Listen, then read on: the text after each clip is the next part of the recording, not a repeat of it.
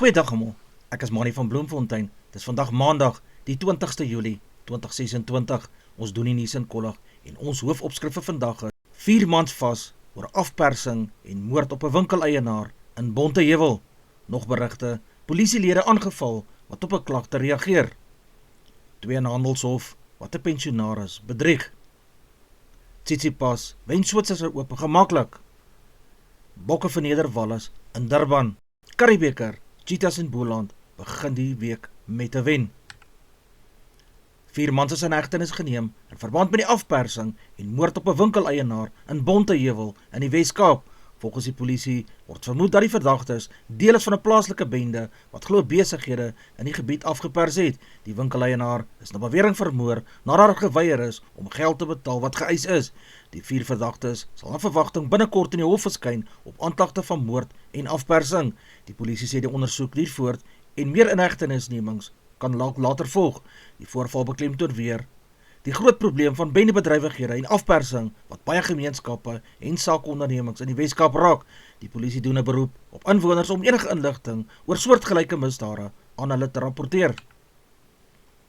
Eskom en die nasionale kernreguleerder het bevestig dat 3 voorvalle van radioaktiewe besmetting onlangs by Koerberg kragsentrale plaasgevind het.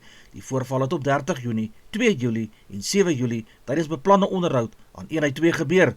Volgens Eskom was die besmetting binne die beheerde gebiede van hierdie aanleg en geen radioaktiewe materiaal in die omgewing het uitgelek nie. Daar was dus geen gevaar vir inwoners wat naby die kragstasie woon nie. Die voorval het plaasgevind nadat die ventilasiestelsel wat tydelike onderhoudsdienste bedien het, tydelik sonder krag was. Dit het veroorsaak dat radioaktiewe deeltjies vir 'n kort tyd binne die aanleg versprei het. Werkers wat moontlik blootgestel is ondersoek en die stralingsvlakke was volgens die owerhede baie laag gewees, selfs laer as die blootstelling van sommige gewone mediese ekstrale. Die minister van elektrisiteit en energie, Godsdienst Ramokgopa, het die publiek gerus gestel dat die situasie onder beheer was en dat daar geen rede vir paniek is nie. Die nasionale kernreguleerder ondersoek steeds die voorval en om seker te maak dat soortgelyke insidente in die toekoms voorkom kan word. 'n Groot brand het by die stoor in Skukuza, die hoofkamp van die Kreerwiltuin, uitgebreek en groot skade aangerig. Die brand het 'n gebou verwoes waar waardevolle instandhoudingstoerusting en ander toerusting geberg is wat daagliks gebruik word om die wildtuin se paaie, geboue en ander fasiliteite in stand te hou. Brandbestryders en nooddienste het vinnig op die toneel gereageer en daarin geslaag om die brand onder beheer te bring voordat dit na ander geboue kon versprei het. Gelukkig is geen beserings of sterftes aangemeld nie. Volgens Sanparke het die brand wel groot finansiële skade veroorsaak omdat diertoerusting vernietig is.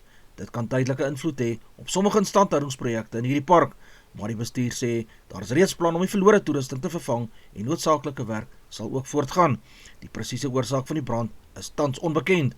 Ondersoekers sal die toneel fyn deurgaan om vas te stel wat die brand veroorsaak het en of enige veiligheidsmaatreëls verbeter moet word om soortgelyke voorvalle in die toekoms te voorkom. 2 polisielede is Saterdag beseer nadat hulle na klagte van huisgeweld in Bosbokrand in Mpumalanga ontbied is. Volgens die polisie die beamptes op die noodoproep gereageer om die situasie onder beheer te bring.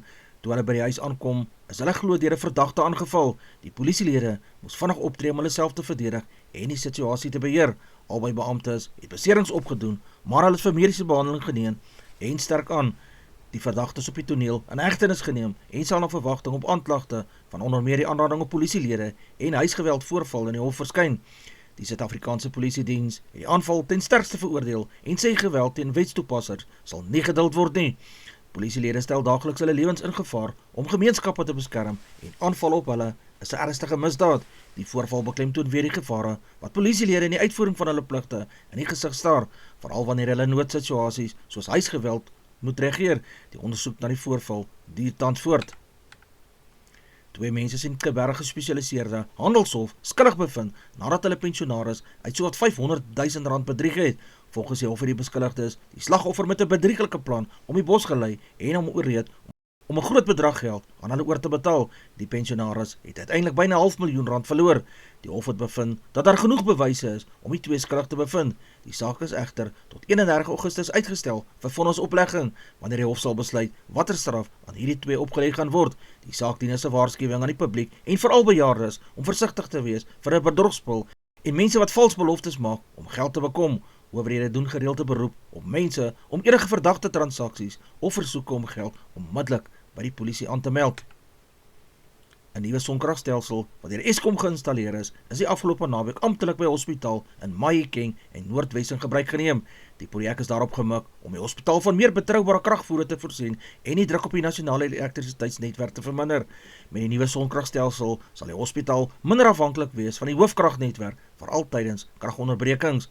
Hospitale is afhanklik van 'n ononderbroke kragtoevoer om lewensbelangrike toerusting soos ventilators en operasieteaters, intensiewe sorgeenhede en ander mediese toerusting aan die gang te hou. Die sonkragstelsel sal help om te verseker dat hierdie dienste steeds kan funksioneer wanneer daar probleme met elektrisiteitsvoorsiening is. Eskom sê die projek vorm deel van sy pogings om hernubare energieoplossings by belangrike openbare instellings te bevorder. Die gebruik van sonkrag kan ook die hospitaal se elektrisiteitsonkoste oor 'n lang tyd verminder en terselfdertyd bydra tot 'n skoner omgewing. Die insameling van persoonlike data by toegangshekke, by woonkomplekse, landgoedere, besighede en ander beveiligingsterreine is onder die vergrootglas.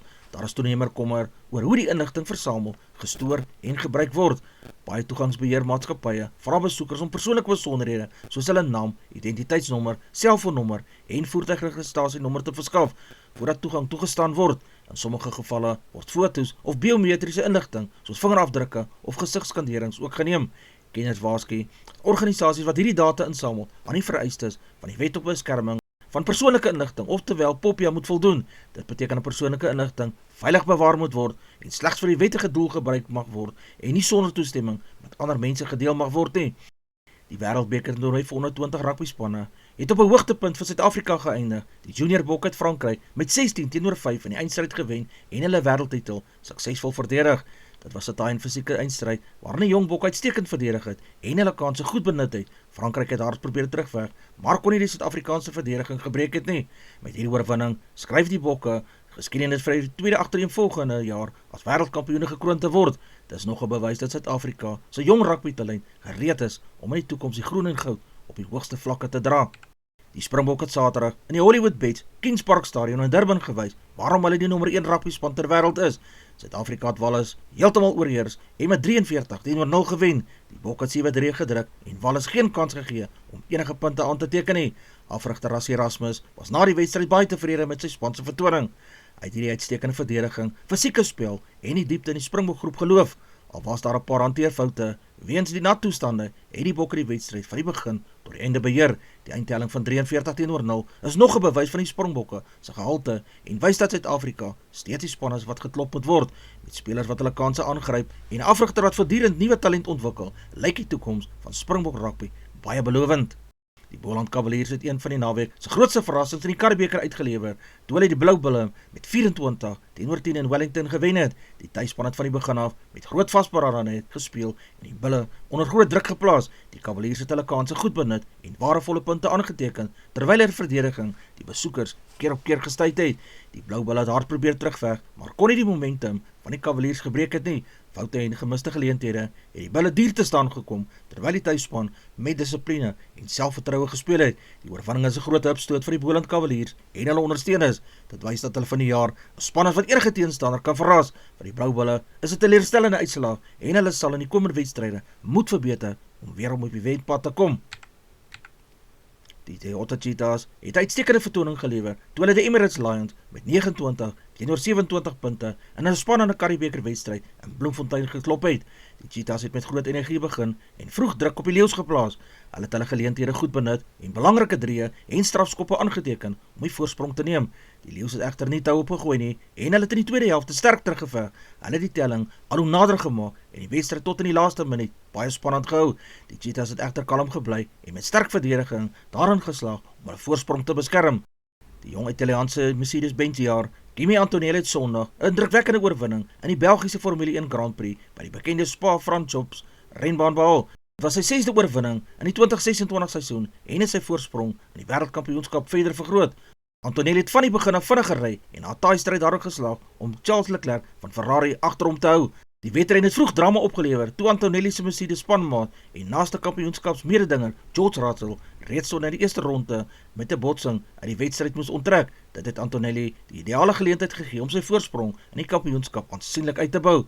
Met nog 'n foutlose vertoning het Antonelli gewys waarom hy as een Formule 1 se grootste jongsterre beskou word. Sy oorwinning plaas hom in 'n uitstekende posisie in die stryd om die 2026 Formule 1 wêreldtitel. Die ervare Suid-Afrikaanse kanoevader, Hank McGregor, het Sondag uitmergelende stryd die 2026 Bergrivier kanoevaart gewen. Hy het oor die 4 dae uitstekende deursettingsvermoë en ervaring getoon om uiteindelik eerste oor die wenstreep te gaan. Die laaste skof was baie uitdagend met sterk mededinging op die water. McGregor moes hard gewerk hê om sy voorsprong te behou, terwyl sy teenstanders om die hele pad onder druk geplaas het. Ten spyte van die moeilike omstandighede het hy kalm gebly en 'n taktiese wedren gevaar. Die Belgiese fietsryer Remco Evenepoel het Sondag 'n drukwekkende oorwinning behaal deur die 15de skof van die Tour de France in te palm. Hy het in die laaste opdraande sy aanval perfek bereken en die geeltruihouer Tadej Pogačar in die eindstryd geklop. Die 183 km lange skof het van Champagnole na Plateau de Soleilson gestrek en was een van die moeilikste bergskofte van vanjaar se Tour. Selfs met die uitdagende roete het Evenepoel sy kalmte behou en op die regte oomblik weggespring om sy eerste gewone skofsege van hierdie Tour te behaal. Die dag is egter oorskare deur 'n ernstige ongeluk waarin Jonas Vingegaard geval het. Die tweemalige Tour-kampioen het 'n gebreekte sleutelbeen opgedoen en moes die wedren verlaat het. Sy onttrekking het groot veranderinge aan die algehele punteleer veroorsaak.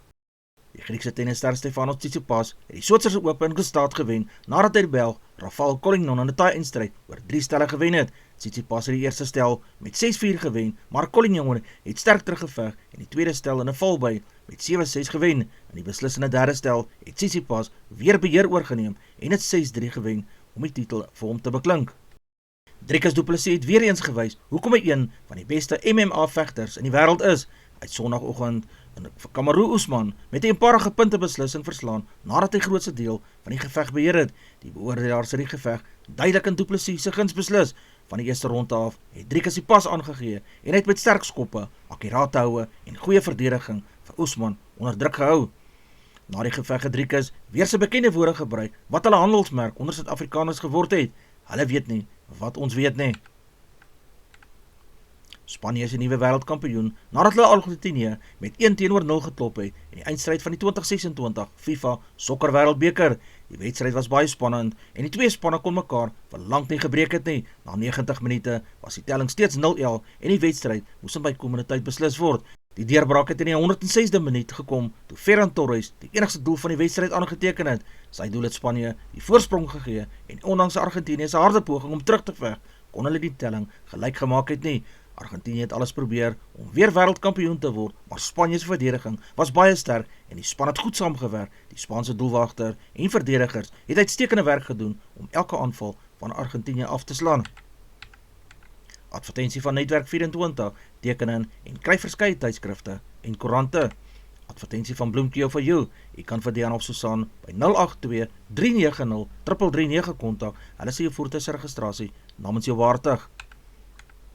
Ons weerberig vir die streek lyk so: Messina 1531, Polokwane 1025, Lephalale 1229, Mbombela 1130, Mahikeng 924, Pretoria 1024, Johannesburg 920, Ermelo 519, Kalahari 1326, Gaborone 1226, Richards Bay 1423, Pietermaritzburg 920, Durban 1422, Port St Johns 1122, Pongola 1126, Maputo 1728, Bethlehem 517, Bloemfontein 619, Allewal Noord 417, Welkom 720, Vryburg 724, Kimberley 821, Appington 1124, Prieska 922, Springbok 821, Karasburg 1124, Keetmanshoop 1426, Mariental 1226, Alexanderbaai 1019, Brandvlei 721, Loederitsbaai 1627, Vredendal 820, Kaapstad 1117, Sutherland 314, George 919, Jeffreys Bay 1019, Geberra 1020, Grafreinet 617, Kaaphooglas 917, De Aar 517, Molteno 213, Beaufort Wes 819, Oos-London 920, Mabelane 1433. Ons verkorte weerberig vir vandag: Limpopo provinsie, warm met gedeeltelike wolke, enkele buie moontlik in die ooste. Mpumalanga, gedeeltelik bewolk met enkele reën en donderbuie, veral in die Laagveld. Gauteng, koel tot aangenaam met sonskyn en enkele wolke. Noordwes, meestal sonnig en droog, warm gedurende die middag. Vrystaat koud vroeg, daarna sonnig en aangenaam. KwaZulu-Natal, gedeeltelik bewolk met verspreide buie langs die kus in die noorde. Die Oos-Kaap, koel met gedeeltelike wolke, enkele ligte buie is moontlik langs die kus. Die Wes-Kaap koel tot koud met bewolkte toestande. Reën word oor die suidwestelike dele verwag. Die Noord-Kaap provinsie sonnig en droog, warm in die westelike dele, koeler in die suide.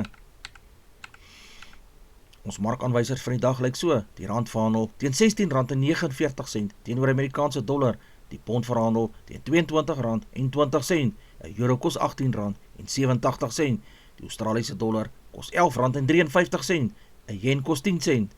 Die prys van platinum is $1,587, palladium se prys is $1,249, die prys van goud per fyn ons is $3,991, silwer se prys is $55.36, Brent olie per vat is $88.10.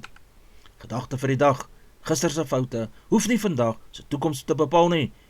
Kies om met dankbaarheid, vriendelikheid en geloof vorentoe te stap, al lyk die pad soms moeilik. Onthou dat elke klein treukie jou nader aan jou doel bring. Dis al vir vandag. Onthou om te like, deel met jou vriende en jou vriendinne en onthou te subscribe op my kanaal. 'n Aangename dag en week word verder vir almal toegewens.